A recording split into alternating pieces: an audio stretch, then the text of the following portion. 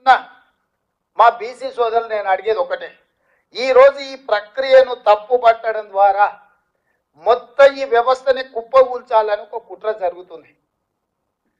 మనోళ్ళు కూడా తెలిసి తెలియక ఏదైనా చిన్నది పెద్ద తప్పు జరిగితే మేము సరిదిద్దుకుంటామను, లేకపోతే అవునా అట్లా జరిగిందా అని మన దాంట్లో ఉన్న వాళ్ళే వాళ్ళ అతి తెలివితేటలు ప్రదర్శించి, లేకపోతే వాళ్ళ గుర్తింపు కోసం ఈ లెక్కలు తప్పను, దీన్ని అట్లా చేయండి అను, దీన్ని ఇట్లా చేయండి అను, ఇట్లా మాట్లాడడం ద్వారా 1931లో బ్రిటిషర్స్ తర్వాత మండల్ కమిషన్ కూడా వాళ్ళు ఇచ్చిన నివేదిక బ్రిటిషర్స్ ఇచ్చిన లెక్క మీదనే బేస్ అయి మండల్ కమిషన్ ఆ రోజు నివేదిక ఇచ్చింది. స్వతంత్రం వచ్చినప్పటి నుంచి ఈ రోజు వరకు ఎవ్వరు, ఏ రాష్ట్రము, ఏ ముఖ్యమంత్రి, ఏ ప్రధానమంత్రి, ఎంత పెద్ద నాయకుడు ఉన్నా, ఎంత గొప్ప నాయకుడు ఉన్నా ఈ ప్రయత్నమే చేయలేదు. ప్రయత్నం ప్రారంభిస్తే ఆగిపోయింది.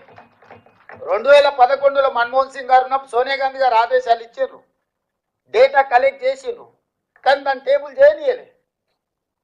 ఇప్పుడు మోడీ గారు నేను బీసీని అంటాడు, 12 ఏళ్ళు అయింది ప్రధానమంత్రి.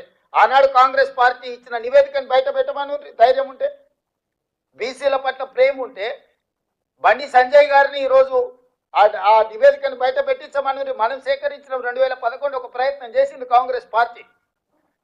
ఆ వివరాలు ఉన్నాయి కేంద్ర ప్రభుత్వం దగ్గర. Ask them to table that details చెయ్యరు. ఎందుకు అని అంటే ఒక్కసారి లెక్క తెలిస్తే లెక్క ప్రకారం వాటా అడుగుతారు, కోటా అడుగుతారు. ఒకసారి అడగడం మొదలు పెడితే ఇయ్యాలి కాకపోతే రేపైనా అది అమలు జరుగుతుంది. ఓవర్ నైట్ ఒకటే రోజు జరగకపోవచ్చు. స్వతంత్రం అడగంగానే వచ్చిందా? కొట్లాడంగా వచ్చింది. తెలంగాణ రాష్ట్రం ఒకటేసారి వచ్చిందా? ఎన్నో సంవత్సరాలు కొట్లాడితే తెలంగాణ రాష్ట్రం వచ్చింది.